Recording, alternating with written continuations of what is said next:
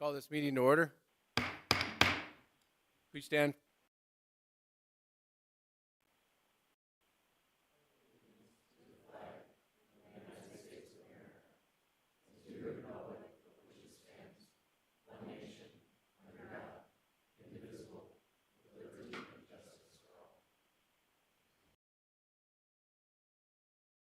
Thank you all for coming this evening. Will the clerk please take attendance? All council members are present, Mr. Mayor. All right, thank you. Approval of the agenda. Entertain a motion to approve the agenda. So moved. Please call the roll. Avery, Aye. Duran, Aye. Niemeyer, Aye. Rasmussen, Aye. Specker, Aye. Tildenburn, Aye. Wendell. Thank you. We have open forum now. Is there any member of the public who wishes to address the council on an item that's not listed on tonight's agenda? And we'll move on. Consent agenda. Approval of the consent agenda. Are there any items that need to be removed from the consent agenda? Entertain a motion to approve the consent agenda. So moved. Been moved and seconded. Is there any public comment on any of the items on the consent agenda? Council, comments, questions? Please call the roll. Duran. Aye. Niemeyer, Aye. Rasmussen. Aye. Specker, Aye. Tildenburn. Aye. Wendell. Aye. Avery. Aye. Okay, we have one proclamation. I'll ask the chief to come up and take this from me, and then from there we'll have some pinning of officers.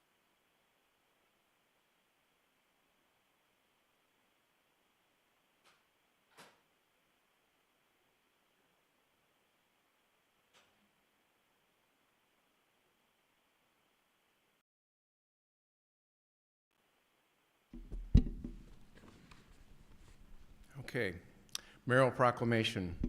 Whereas the city of Brookings, South Dakota, our community, have great admiration and the utmost gratitude for all individuals who have and are selflessly serving our country and this community in the United States Armed Forces. And whereas veterans have paid the high price of freedom by leaving their families and communities and placing themselves in harm's way for the good of all. And whereas the individuals who served in the armed forces have been vital in maintaining the freedoms and way of life enjoyed by our citizens.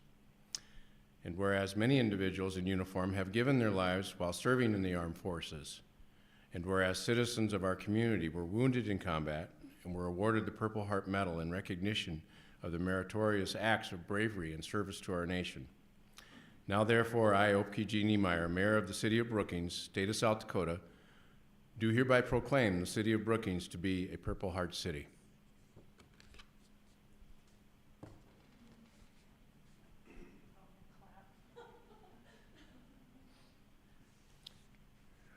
Okay, if you guys have anything to say, the mic is yours. Wow. Good evening, everybody. My name is Connie Johnson. I am the commander of the Department of Dakota's Purple Heart chapter for South Dakota and North Dakota. I want to say a huge thank you to the police department for championing this proclamation and making this happen. As Purple Heart recipients, we are not always awesome advocating for ourselves, so this is a wonderful tool that we entire community for all Purple Heart recipients that are living and those that have passed and their families that live in our community. Want to say anything? I'm good. Thank you.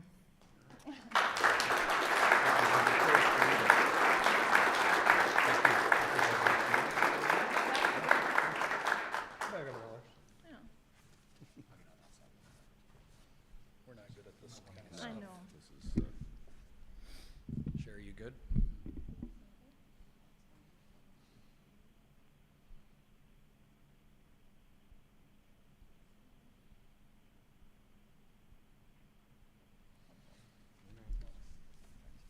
Yeah, so we'll order those signs. And Yeah, then we'll- so we'll get the signs for Okay. the town, and then once we get them, we'll do some sort of. All right.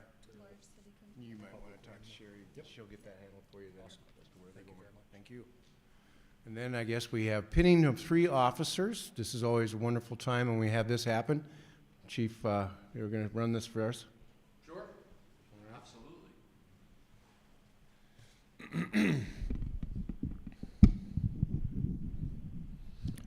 Could Officer Rick Whitaker, Noah Smith, and Scott Roberts please come forward.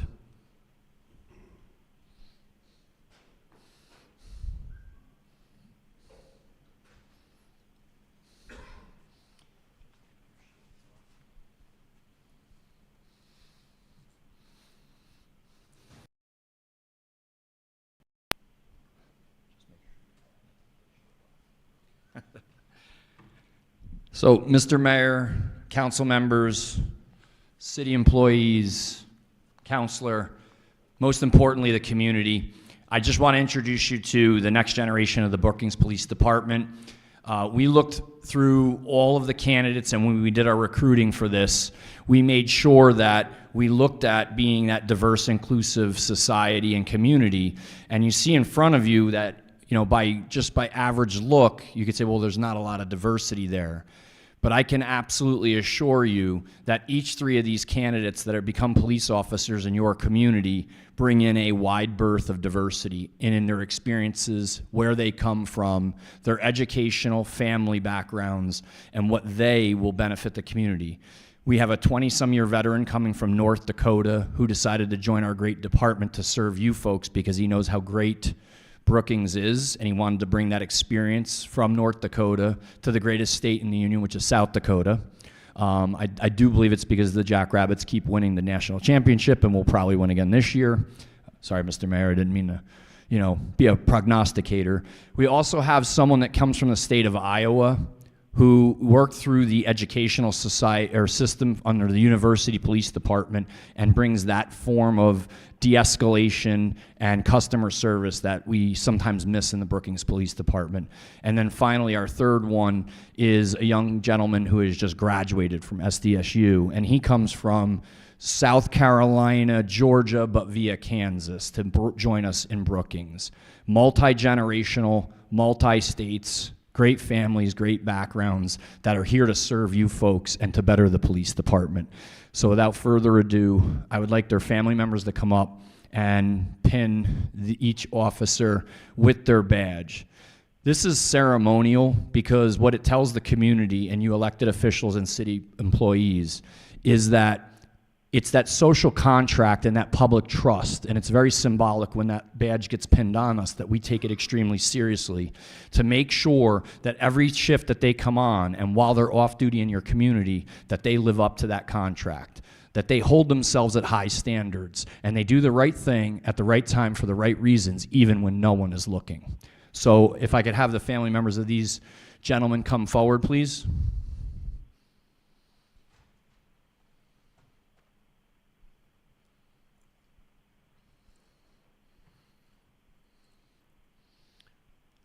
So I would ask the families to take the shields of their police officers and at this time pin it on their chest.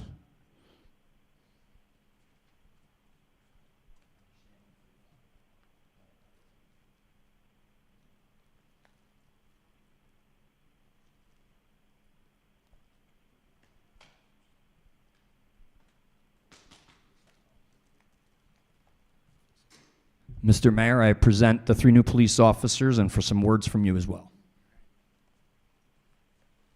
So I like the idea of the diversity, especially the one from North Dakota. So excellent. And then coming from South Carolina and staying here after, I would assume he's experienced some of our winners. That's good. And I really appreciate you coming from Iowa, young man. We do have an excellent police force, and the Chief's done a great job, and I think this just adds to what we already have for a great police force. With this being said, I'm going to shake their hands, and then maybe we should take a picture with the council behind them.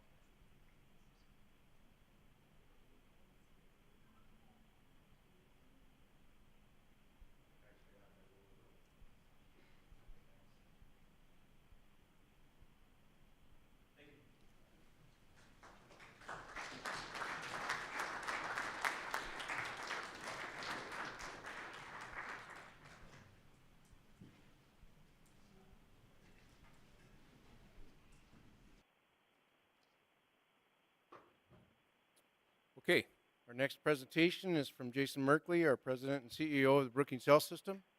Give us a little bit of a education on some of the health plans.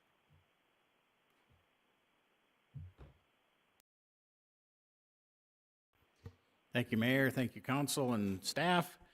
Good evening, everyone. I wanted to take the opportunity to talk a little bit about Medicare Advantage and Brookings Health System's recent decision to terminate some contracts that we had that we participated in that, which I know has impacted some of our community members.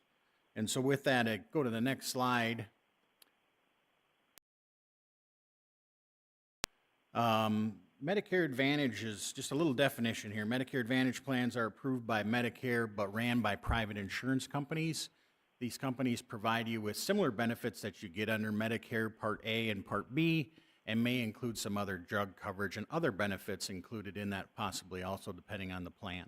Sometimes they're called Part C plans or MA plans, but one thing they are not is supplemental plans or Medigap insurance. And so it's interesting, the MA plans vary in cost, benefit, and network requirements. If you've really seen one plan, you've only seen one plan. They are all unique. There are multiple plans with multiple insurance carriers. Even within an insurance carrier, they have multiple plans and different benefits associated with that.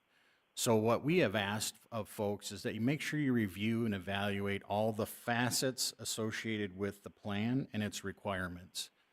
We understand that healthcare insurance is complex. Please make sure you do your research. Please make sure you ask your agent that you may have bought it from about all of those things that are mentioned up there as regards to the cost and benefits and requirements of any network that might be associated with it.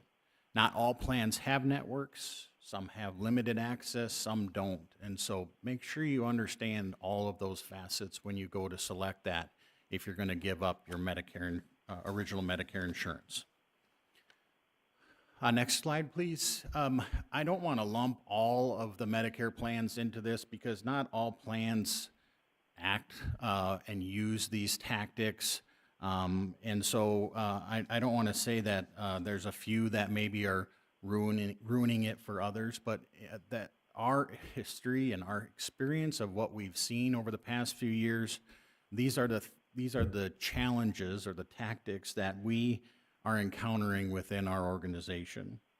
So many times the MA plans are slow to pre-authorize services and or flat out denying services, and so or partially denying those, which obviously results in inadequate or no reimbursement. Lots of denials of payments. So we are looking at approximately 83% of our regular Medicare rates is what we're being reimbursed, and I'll show that on the next slide. And so those are coming through those payment denials and or slow pre-auth services, and we're also seeing retrospective, what we call clawback of payments from previously approved claims and services. Our ability to appeal these denials is very unsuccessful in almost all cases. We spend tons of resources and staff, approximately 3 times the amount of resources and labor and expense to collect on these services that we perform underneath these plans. The appeals come in all different directions. We rarely have appeals or denials associated with other insurance companies that are non-Medicare Advantage plans. And then the last piece, which is important to us, and certainly important to some other people that participate in some different rural payment methodologies. We participate in what's called the Rural Community Hospital Demonstration Project. We've been in that plan, or in that program, for about over 15 years. It recognizes some of the tweener and small PPS hospitals and gives them a little bit of bump on inpatient cost reimbursement for our inpatient services. Obviously, the Medicare Advantage plans are not recognizing those methodologies. The next slide is really the crux of the financial distress that these plans put on Brookings Health System and Brookings Hospital. And we tried to do this as easily as we possibly could and put it all on one slide. So I'm going to take a little bit of time on this one. All the way to the top right, you can see the percentage of the population that we see today in Medicare and Medicare Advantage. So of the Medicare eligible individuals, 83.6% of those are in original Medicare. And 16.4%, and this is all historical information coming directly out of our system, 16.4% in 2023 were in a Medicare Advantage plan. What we get from these plans for original Medicare, and we put it in $100 of cost. Again, this is cost. This isn't charges. This is our actual cost. So we get $90.92 or 90 cents on every dollar from Medicare. And so as you can tell right there, we're not covering our cost by any Medicare individual that comes into our organization. We're only getting $90 on that $100 of cost. And so right off the top, we are losing a little bit of money. This has happened in healthcare for many, many years, and that's actually kind of what we call cost shifted over to those of us who pay on the commercial side and some other programs. In Medicare Advantage, again, our experience has been, we've been 83% less, or excuse me, 17% less than that, or $75 on every $100 of cost. And so we're at a loss of $24.41, where we're only at a loss of $9.08 when we take original Medicare. That's just the shift that we're seeing based upon the tactics that I just saw. And so across the country, most market share for Medicare Advantage plans is reaching that 50% level. Actually, I think the latest target was in 2023, it's at 51%. You can see we're at 16.4%. That represented about $650,000 to our organization in less reimbursement than we got from Medicare in 2023. If we were to go to 50%, which you can see we just projected in 2026, that would mean our organization would receive a little over $3 million less reimbursement. When you start to add those things up and the trend that we're seeing, those are the reasons why we chose to cancel the ones that we participate with, which I'll show you on the next slide, was only 3 plans in our case. But when you start to reach that sort of threshold and you see that sort of trend going on, that's services, that's people, that impacts a lot of things in our organization that we wouldn't be otherwise able to do if this trend continues. I put some resource articles up there. I just wanted to include them in the presentation, mainly because I think we're not the only one in the United States, obviously, that's pushing back. Matter of fact, we're just maybe on the front end of this trend, but all 3 of those articles, as well as many other articles, would demonstrate that this is a national trend. It's impacting rural facilities a little bit harder than it is urban facilities, simply because of some of the other payment methodologies that are coming into place that Medicare Advantage, as we mentioned earlier, Medicare Advantage plans are not recognizing. But please pull up those articles and take a look at some of the other things that are going on across our country. Next slide. So as I look forward, we did issue termination notices back in late summer, early fall. We did that strategically based upon open enrollment, which we're currently in. I think it's till early December.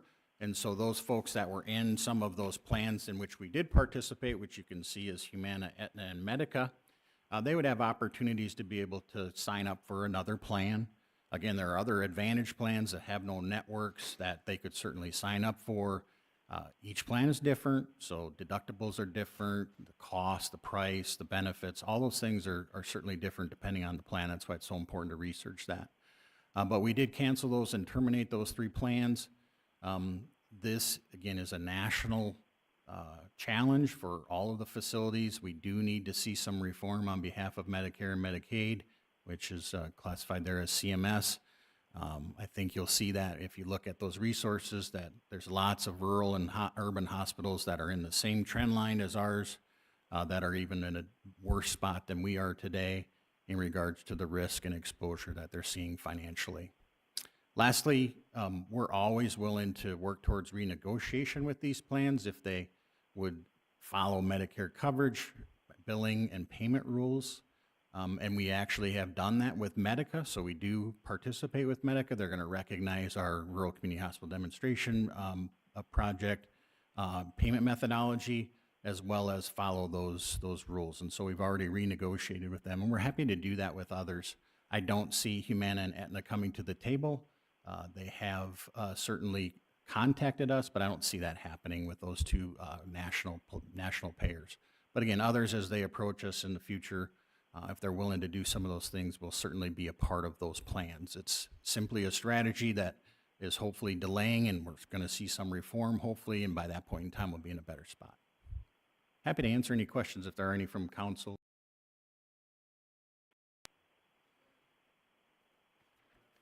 Thank you, Mayor. Well, first of all, thanks for joining us and providing this information. I think it's valuable, Jason. You had just noted that you don't envision Humana or Aetna being in a negotiating mindset. Do you envision a scenario where a company like Medica might consider the rural hospital payment methodology, and would a shift, if they began to use that methodology, be enough to change that reimbursement scenario? Yeah, it's a unique program that's for really, in this case, tweener facilities, and tweeners are those ones between a critical access hospital and a PPS hospital. And so I do see them beginning to recognize that. We all have to understand that the insurance companies are getting payment for that, so Medicare is paying those premiums to that plan to cover that cost and expense. It's just that they're not turning it around and recognizing it. And it's mainly because we get at what we call add-on payments on top of that, which is, it is hard for a Medicare Advantage plan to recognize that. They have to come into negotiations with a little bit of eyes wide open and be willing to understand some of those payment methodologies that happen in rural healthcare. But if they're willing to recognize that, willing to reimburse us, we're happy to have those discussions and participate with them if they follow some of those other things too. Any other questions, comments? Councilmember Specker. So say you're on one of these Medicaid Advantage programs and you get your little summary sheet of what Medicare approved, what the plan approves. Does that agree with what the hospital then gets? Because with this clawback, it would seem that that form isn't necessarily what the hospital's getting. So we have been extremely thorough in working with those plans up to this point in time, and we have held every member that's ever been served at our organization harmless from all of those clawbacks or denials or any of those sorts of things. So what we do well, we take care of people really well. We provide great quality care in our organization.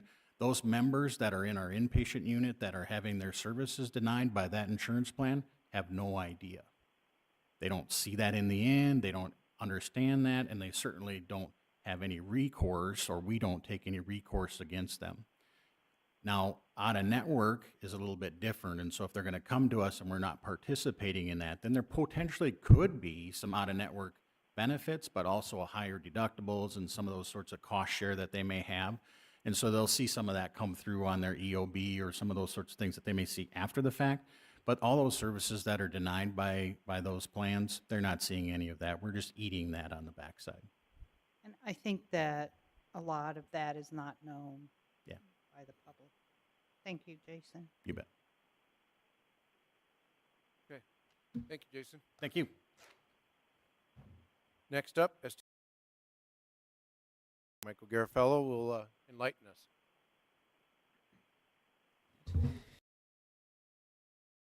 City Council. Just a couple of quick announcements to start my report off. First and foremost, some of you may know Maddie Kerr. She is, among other things, the head hobo in charge of Hobo Day every year at SDSU.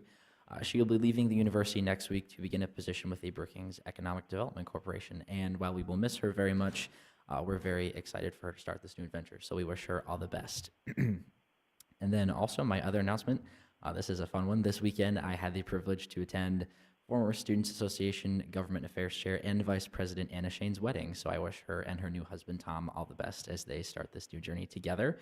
Moving on into updates from the South Dakota Student Federation, we are having our regular meeting tomorrow at noon, and then we are meeting with the Board of Regents leadership next week, ideally on Tuesday for scheduling to talk about general activity fee requests from the board this year.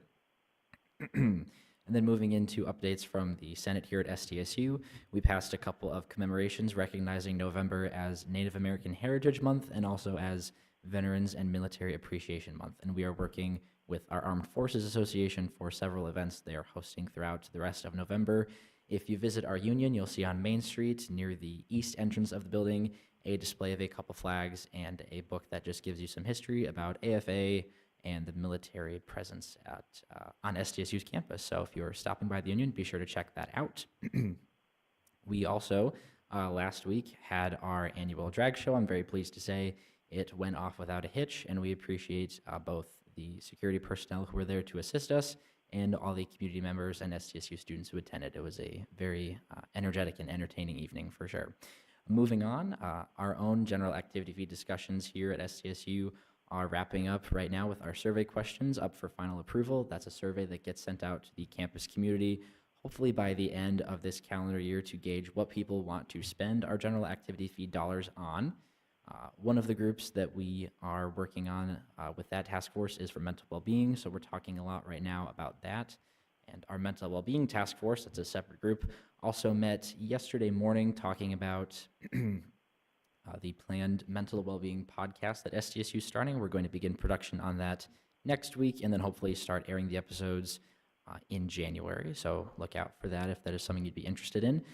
We've also been talking a lot about e-scooters on campus. I'm pleased to say that the request for proposals has been approved and is now out for public view and vendor input. So again, on that, we're looking at a timeline of hopefully having that process hashed out from January to February and looking at a soft launch for scooters on campus and in the community in early March, maybe around the time of spring break even.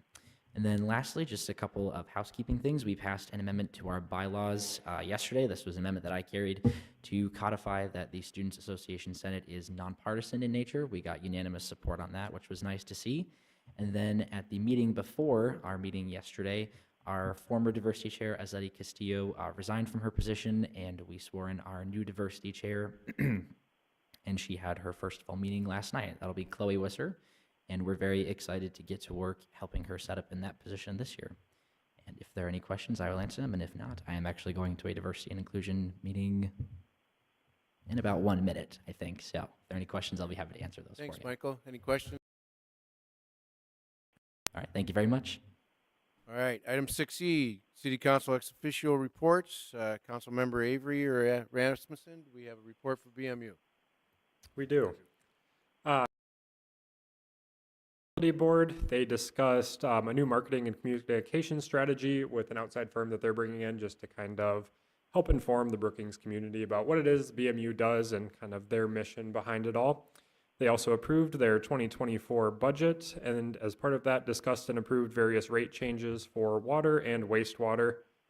They also awarded bids for some of their upcoming projects. And then they passed a resolution regarding the general fund transfer to the city as it relates to their sales tax incentive for their wastewater plant. Thanks, Andy. Move on to the Health System Board of Trustees. Councilmember Duren. Thank you, Mr. Mayor. we met with the health system. We started the meeting discussing trends in the health industry, about AI tech, and more about the Medicare Advantage plan. A lot of those articles were shared tonight by Jason, so thank you, Jason, for your presentation today. A couple other community updates is the MRI can now perform scans on patients with pacemakers or other implanted devices. Previously, there was life-threatening interference, but that is now updated to service those patients. There is also a new test called the fetal fibronectin testing that will be available in 2024 to identify women at risk for preterm birth. It is budget season, so the finance department is hosting budget sessions. We also reviewed the capital budget and general financial health. The pain clinic is offering a new pain reducing procedure, and September was a record month for home health with 51 admissions, which was previously at 47, and a caseload record of 82, which was previously a record of 80. That's all. Thank you, Bree. All right, we'll move on to ordinances, first readings. Introduction, first reading on ordinance 23-041, an ordinance authorizing budget amendment number 9 to the 2023 budget. And Paul Brusino, our city manager, will present this item. Thank you, Mayor. City Brookings budget costly as it depends on sales tax, which fluctuates throughout the year. In 2023, the city budgeted a merit up to 4% for all employees, and council agreed to a one-time payment contingent upon stronger sales tax growth for 2023. The agreed terms allowed for the splitting of the increased revenue above 2% and up to 7% with all full-time employees. Sales tax has exceeded projections and met the threshold. Therefore, the budget amendment is necessary to grant the $1,400 per full-time employee. The October sales report does show an indication of 14.5% above budget for sales tax, and increased sales tax revenues are more than sufficient to offset the $203,000 fiduciary impact. Staff does recommend approval. No, this is first reading, so any comments, questions from the public or from council? All right, move on. Item 9, public hearings and second readings. 9A, second reading and action on ordinance 23-037, the 2024 appropriation ordinance. Ashley Renshaw, our finance director, will present this item.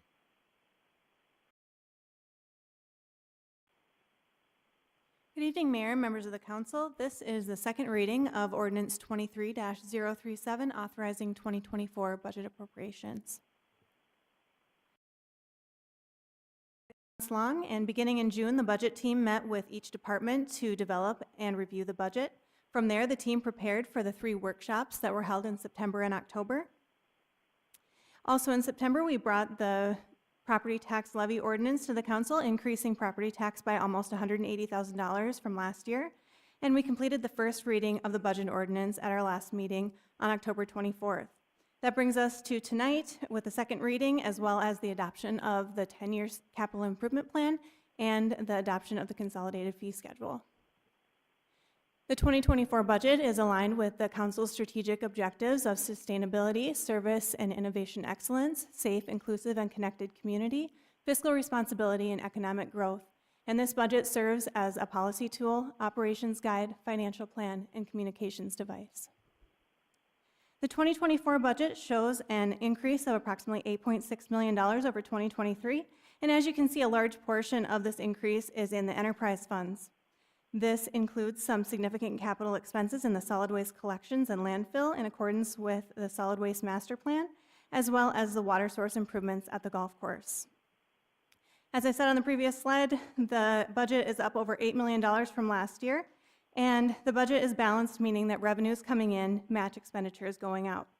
We are projecting a positive sales tax growth of 2.2% over our 2023 estimate, which is based on 2022 actuals plus 2%. This calculation is consistent with the Congressional Budget Office projections for 2024, and this budget is personnel focused and promotes retention and recruitment through the implementation of our salary survey and the increased opportunities for employee development. We also have some facility enhancements planned for next year, including an update of the building assessment and the city-county building generator improvement. In terms of the general fund, our budget is balanced, showing almost $21.2 million in revenues and expenditures. Taxes are the main source of revenue for the general fund, with sales tax at 43% and property tax at 19%. Transfers from other funds make up about 19%, and departmental revenues are at 8%. Other revenues are at 7%, and 4% are intergovernmental shared revenues. For the capital improvement plan, we're projecting revenues of just under $11 million and expenditures of just over $13 million in 2024. This plan is balanced over a 10-year period and takes fund reserves and projected revenues into consideration. Some of the capital improvement highlights for 2024 include street maintenance projects at $2.8 million, golf course water source improvements at $800,000, the Blue Rink dehumidification unit at Larson Ice Center for $700,000, $419,000 in police department vehicles, and the fire department Rescue 1 vehicle at $700,000. As a final note, I wanted to mention that as a result of the recommendations from the budget workshops, there was a 5% late application penalty applied to 2 outside agencies that submitted their applications after the due date. This reduced the school district's allocation by about $9,750 and the Brookings Economic Development Corporation by $8,250. I'd also encourage the council and public to review our budget and brief document, which is included in the packet. This 2-page document highlights the important points of the budget. No changes have been made since the first reading, and with that, I'll stand by for any questions. Thank you. Moved and second. Is there any public comment on this particular item? Seeing none, does council have questions, comments? Please call the roll. Niemeyer. Aye. Rasmussen. Aye. Specker. Aye. Tildenburn. Aye. Wendell. Aye. Avery. Aye. Duran. Aye. Motion passes. Item 9B, public hearing and action on ordinance 23-035, an ordinance amending Chapter 22 of the Code of Ordinance pertaining to moving a building. Mike Struck, our Community Development Director, will present this item. Thank you, Mayor and members of the council. This actually comes to you kind of as a directive from yourselves roughly about a year ago to look at the moving a building and making it more of an administrative process. We took the opportunity to also clean up some of the language that's maybe a little outdated to reflect more with the current job positions that we have, and then also some areas that have created some concern from staff over the years with the exceptions and who's required, as well as worked with the city attorney to update the licensing, insurance, and indemnification aspects of it. So we were able to accomplish all of that. We will remove the section so there no longer be a public hearing process associated with that. It will be administrative. And with that, I would stand for any questions that you may have on this particular topic. Entertain a motion to approve. So moved. Second. Any questions, comments from the public? Comments, questions from council? Councilmember Wendell. Thank you, Mayor. Team for responding. You know, in the years that I'd served on the council, we'd not seen a public hearing related to house moving, and then within like a couple of weeks, we saw multiples and realized that a public hearing probably was not the most efficient pathway. So I appreciate you not just making that change, but also taking a real thorough look at this process, so that for folks in the community that may want to use this avenue, I think, a more efficient process here. So thanks. Thank you.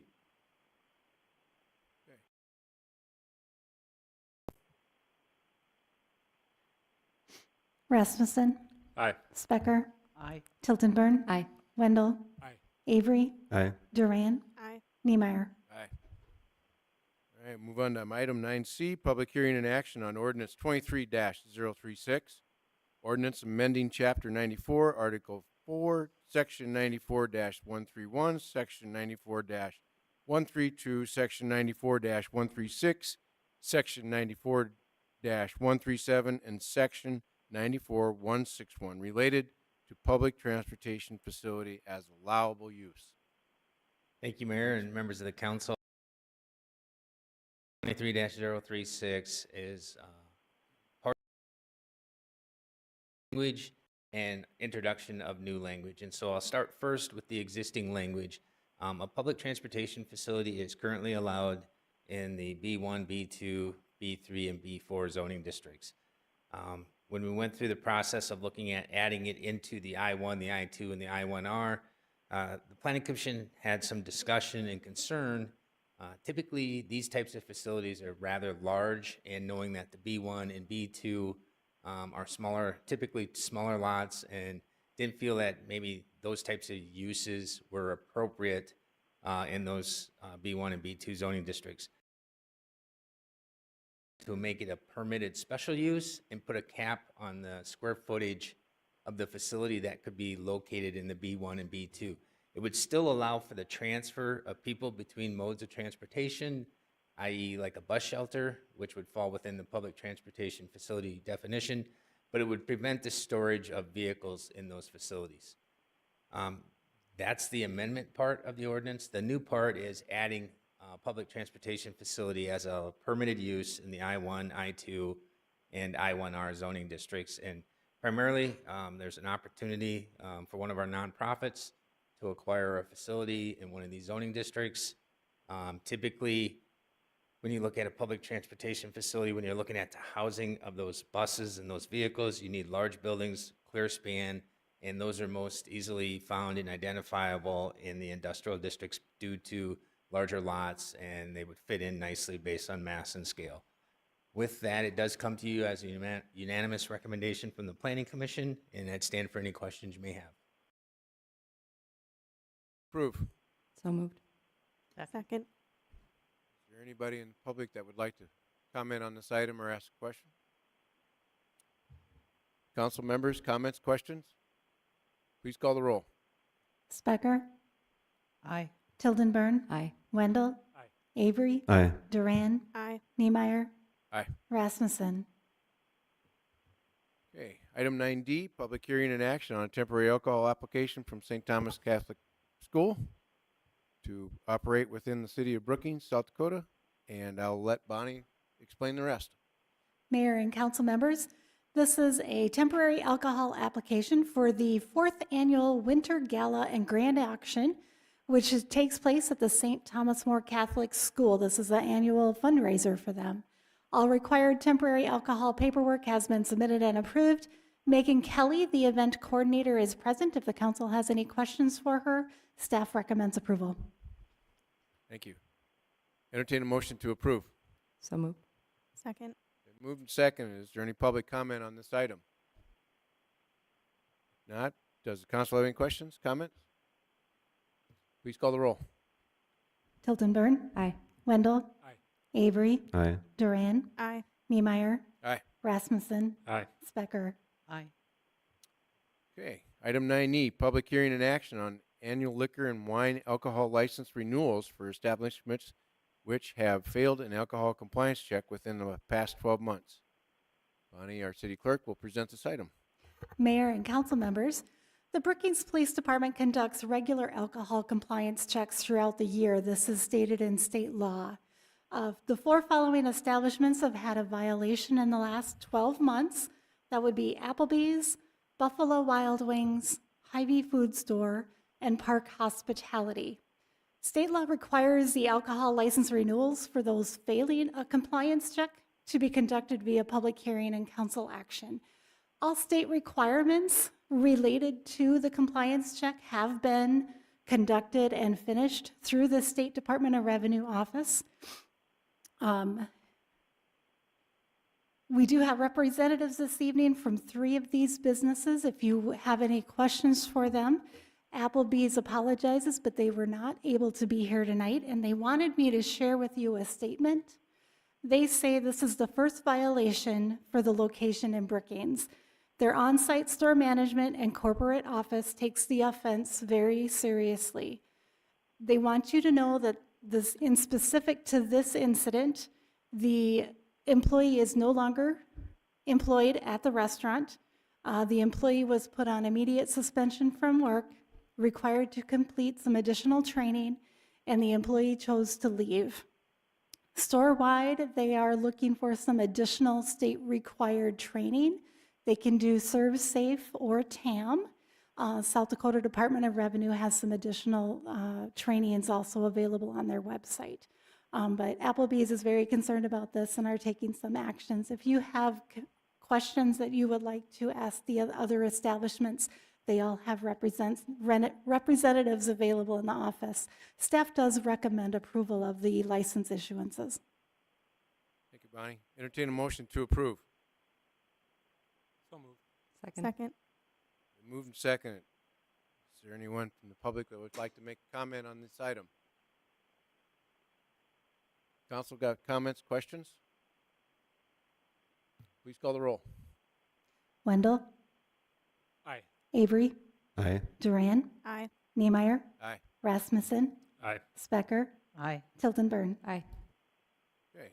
On to item 10, other business. Item 10A, action on resolution 23-102, a resolution adopting the consolidated fee schedule. Ashley Wrench, our finance director, will present the Members of the council, this is Resolution 23-102, adopting the consolidated fee schedule. Each year, in conjunction with the budget process, city departments perform an analysis of fees and propose adjustments to the consolidated fee schedule based on factors such as the market rate of peer communities, overall cost recovery, and recommendations from the master planning process.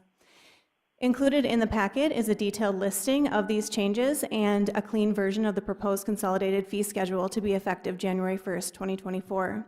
Some of the highlights of the fee schedule include increased labor rates and equipment rates in the Public Works Department, Airport, and Parks, Rec, and Forestry. Increased solid waste collections and landfill, as well as stormwater fees to align with recently completed master plans. Increased building permit fees and various city clerk fees to be in line with peer communities, and the annual comprehensive update of our Edgebrook Golf Course rates. Staff recommends approval of this resolution as presented, and with that, I'll stand by for questions. Thank you. Thank you, Ashley. Entertain a motion. Moved and second. Do we have any public comment on this item? Comments from council? Questions? Please call the roll. Avery? Aye. Duran? Aye. Niemeyer? Aye. Rasmussen? Aye. Specker? Aye. Tilton Burn? Aye. Wendell? Motion passes. Item 10B, action on resolution 23-103, a resolution authorizing the placement of stop signs at the intersection of 20th Street and 17th Avenue. Charlie Rick.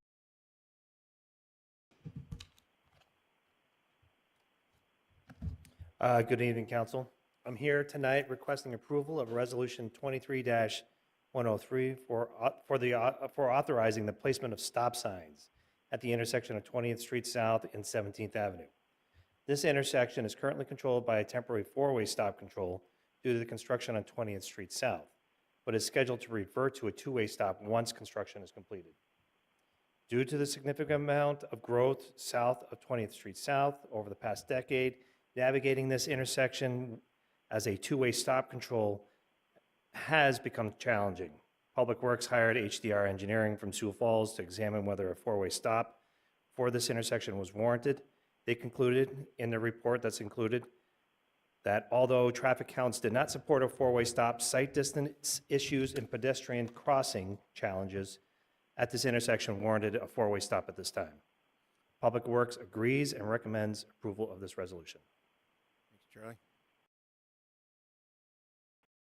Second. Second. Moved and second. Is there any public comment on this item? Seeing none, does the council have questions, comments? I think it will be an added improvement down in that area. I would assume that we were gotten used to a stop sign there while construction was under there. So, Councilmember Duran. Thank you, Mr. Mayor. Since it's noted about pedestrian traffic, will this also include a crosswalk, or is that in a future plan to help with pedestrian traffic, or just the stop signs? Yes, we plan to put in a permanent crosswalk there across 20th Street South at this location once the weather is more cooperative. We were hoping to tag it along with the line striping on 20th Street South, but due to the weather, we have held off. That sense. Thank you. Any other comments, questions? Duran, Aye. Niemeyer, Aye. Rasmussen, Aye. Specker, Aye. Tildenburn, Aye. Wendell, Aye. Avery. Aye. Passes. Item 10C, action on Resolution 23-104, a resolution authorizing the placement of stop signs at the intersection of 5th Street and 5th Avenue. Charlie Richter, our city engineer, will present this. Approval of Resolution 23-104 for authorizing the placement of stop signs at the intersection of 5th Street and 5th Avenue. This intersection is currently controlled by a traffic signal that dates back several decades. Since the installation of this traffic signal, traffic patterns have changed. Due to these changes and the necessity to invest near-term repairs to this equipment for the signal, the city had HDR Engineering from Sioux Falls perform a traffic analysis whether the intersection still warranted a signal. Based on traffic counts, HDR concluded that the intersection no longer warranted a signal and that the intersection would be better served with a four-way stop control. Public Works agrees and recommends the installation of the four-way stop for this intersection. Charlie? Entertain. So moved. Second.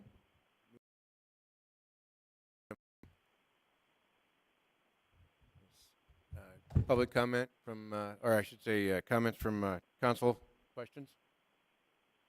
Please call the roll. Niemeyer, Aye. Rasmussen, Aye. Specker, Aye. Tildenburn, Aye. Wendell, Aye. Avery, Aye. Duran. Aye. Thanks, Charlie. Item 10D, action on the 10-year capital improvement plan. Ashley Wrench, our finance director, will present this item. Members of the council, at this time, we're requesting action to approve the 10-year capital improvement plan. This plan is a 10-year strategic document that generally includes purchases of at least $25,000. The primary revenue source for this fund is second penny sales tax, and it includes funding for city equipment, fleet, and facilities. The plan also includes debt service for various city projects, as well as outside agency funding for the SDSU Performing Arts Center and the Brookings Health System. This plan is balanced through 2033 and was presented in greater detail during our budget workshops held in September and October, and staff recommends approval of this capital improvement plan as presented. Thank you. So moved. Second. Moved second. Is there any public comment on this item? Council have any questions, comments? Please call the roll. Rasmussen, Aye. Specker, Aye. Tildenburn, Aye. Wendell, Aye. Avery, Aye. Duran, Aye. Niemeyer. Aye. Okay, item 10E, action and resolution 23-100, a resolution amending the transfer of real property to Brookings Economic Development Corporation. Paul Brusino, our city manager, will present this item. With Ryan Company to develop the marketplace. The request before council amends the original grant originally anticipated. The purchase price remains the same at $1.40 a square foot. Ryan Companies continues to work to bring desired commercial businesses to our community. The Brookings Economic Development Corporation will assist in the transfer of this property for development. Ryan Company will continue to have an option on the remaining property as outlined in the original agreement. If approved, staff expects Planning Commission action and site plan and council action in January, February of early next year. Ryan Company still anticipates development in 2024, and Patrick Daly with Ryan Companies is on the line to talk to this request and answer any questions council might have as well. Before we have any discussion, I have to entertain a motion to approve. So moved. Second. Moved and seconded. Is there any public comment on this item?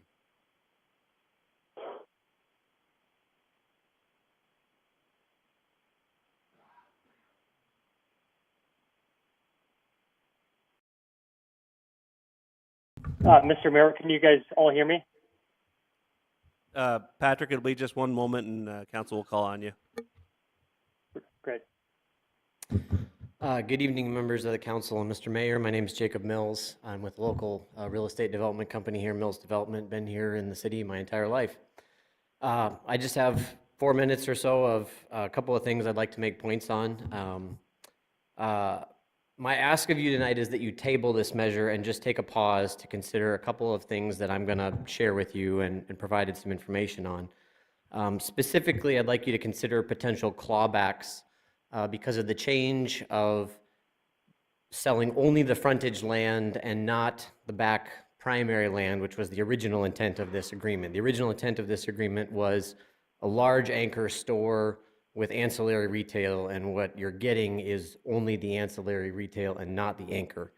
And I think you need to ensure that you have protection, that you don't sell that frontage land and potentially just completely lose out on the opportunity for the anchor or screw that up. As in any development, an anchor is a key part of a development of the property, and also the frontage land is the most valuable land. And so to say that this $1.40 a square foot price applies universally and then allow them to only take the frontage land, I just think you're potentially making a fairly serious financial blunder in the city of Brookings to the tune of millions of dollars, and that's part of why I provided the land sale comp map that I was told the overhead projector was not available, that it would go of public record of this meeting. There's been over 10 years that this property has been held, and I believe only Ope is the only counselor that may have been on the original council that started all this. And fundamentally, I think what you're doing with retail development is wrong, but we can disagree on that. If you want to subsidize retail in Brookings, that certainly is your choice, but I would just like to hope that we be transparent about how we subsidize that. And if we're going to provide millions of dollars in subsidy, let's not hide it by artificially discounting the value of the land. You purchased this land 10 years ago for $1.40 a square foot, and you're saying 10 years later, it has not appreciated 1 cent in value. You think it's worth exactly what you paid for it. The land sale comps document that I provided provides 4 land sales that have occurred immediately adjacent to this property, some of them going back 17 years. All of them are for 3 to 5 times the value of the $1.40 a square foot. The most pertinent is a 5-acre parcel, so not a small parcel, 5-acre parcel sold in 2006 for $4.67 a square foot, 17 years ago. But $1.40 is the best we can do. One very current example that some of you may be aware of is that a fuel company, a gas station, is currently coming to Brookings. They've acquired a 3-acre site on 20th Street South near 22nd Avenue. Now, I know this because they came seeking some of our land. We have an 18-acre parcel down there. They wanted 3 acres. I know that they were willing to pay $15 a square foot for that land. Now, they picked a neighboring site, and I believe they'll announce soon. But your marketplace land is clearly more valuable from a fuel standpoint than that land. And if that's worth $15 a square foot, what do you think your land is worth? And if we're just talking about 3 acres at the Brookings Marketplace at $15 a square foot, that's a $1.7 million subsidy that someone is getting. It's either the Ryan Company or it's the gas station, but we're not being transparent. If you want to give the land and you want to support a gas station to come there, that's fine.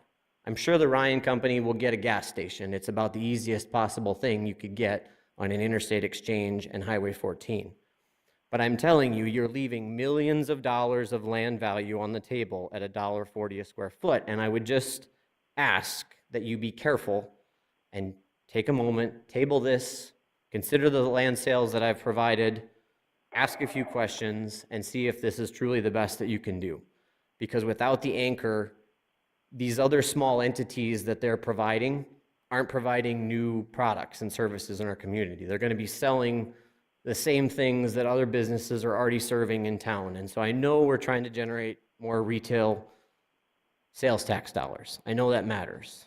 But if we're bringing in entities that sell competing products to businesses that are already in Brookings, then if those new entities generate $10 million of sales tax, a percentage of that is just redistributed from existing sales that are already happening in the community, if they're not bringing in something big and bold like the anchor. And like I say, I know they're telling you the anchor is still coming. I probably disagree with that outlook, but are you protected in this contract that you don't give away the frontage land, not get the anchor, and that's all you're left with? The last thing I will say is that I've looked at Beacon, and the commercial property tax value of all the surrounding property in this area is 2 to 3 times higher than $1.40 a square foot. So if we're going to close this transaction, let's be prepared to review commercial property tax land values in this area, because if commercial land immediately next to this has a tax value of $3.50 a square foot, which it does, their property tax value should be lowered to $1.40 a square foot if we're doing this deal. I'm not asking you not to do the deal. I'm just asking, are you sure you're protected? And are you sure this is the best you can do for this asset that's been held for 10 years? Thank you. Comments from the public? Patrick, are you ready to make a statement? Yes, Mr. Mayor. Go ahead.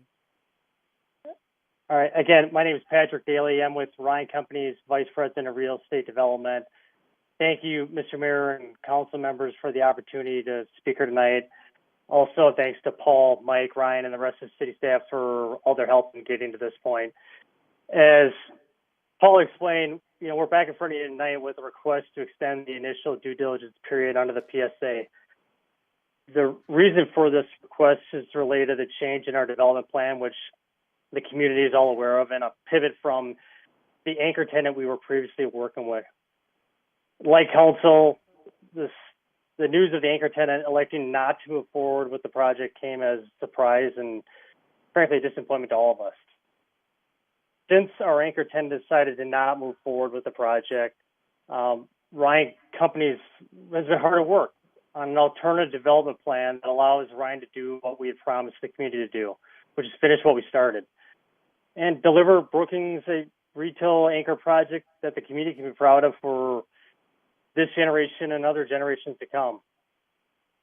We're fortunate to be in direct conversation with 2 prospective anchor tenants, and I hope you can appreciate the fact that just due to NDAs, we're unable to disclose who those groups are today, but also understand that that the disclosure of those groups is going to be a condition and approval of the project and obviously the purchase contract.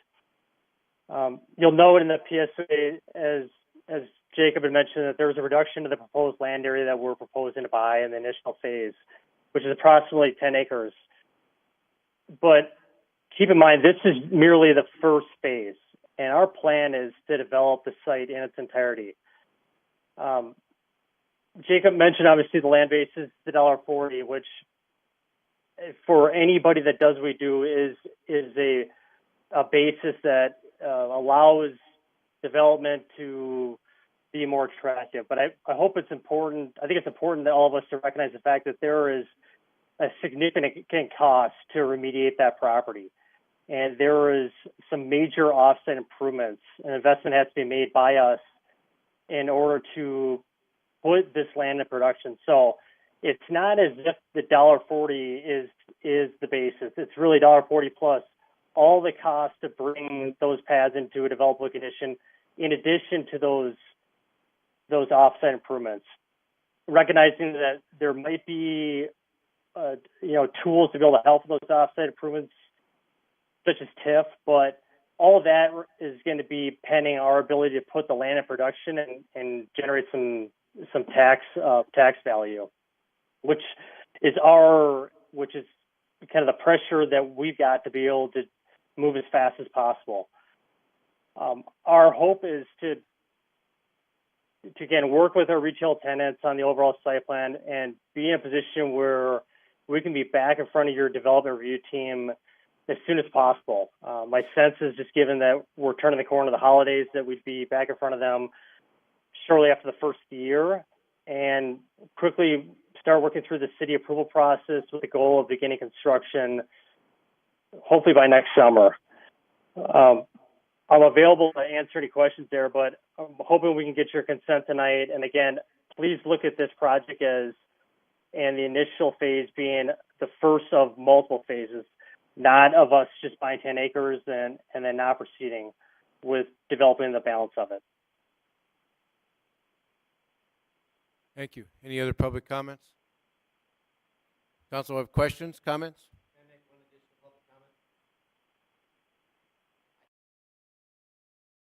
You close it pretty quick. I would just like to respond to Mr. Patrick's comment. What he said was, please consider the additional investment they're going to be making in this property. What he glossed over is the massive TIF that they will also get, which can reimburse them for those costs, including the cost of purchasing the property. So if they can get reimbursed for the cost of purchasing the property, why not be transparent about the price?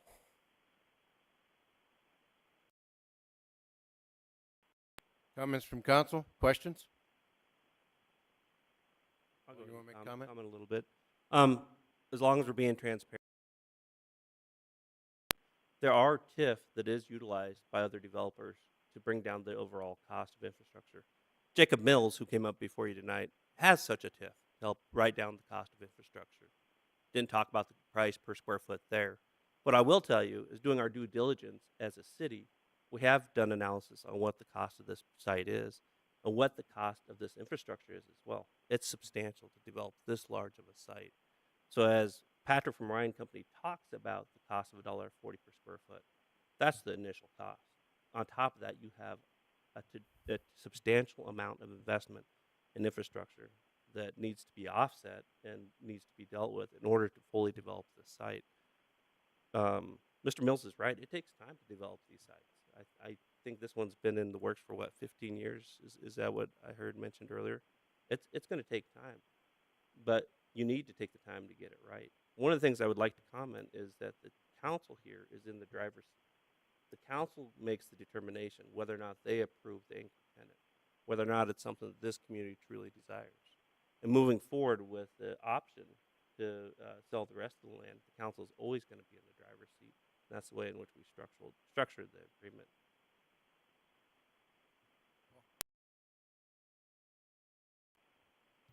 Please call the roll. Specker. Aye. Tildenburn. Aye. Wendell. Aye. Avery. Aye. Duran. Aye. Niemeyer. Aye. Rasmussen. Aye. Motion passes. Moving on, we have a meeting on November 21st, study session. I-29 Business District overlay, future land use, and why and how to amend it, and then stormwater master plan. Then moving on from that, we have November 28th meeting. We've got some volunteer appointments that'll be in the consent agenda. SDSU students report, third quarter CFO report. Change orders, we've got one coming on for 22nd Avenue. We have no first readings as of yet. And then action on new municipal owned facility on sale liquor licenses. So, with that being said, is there any member of the council that would like to bring an item up for a future agenda? All right. Entertain a motion to adjourn. So moved. Second. All those in favor say aye. Aye. Meeting adjourned.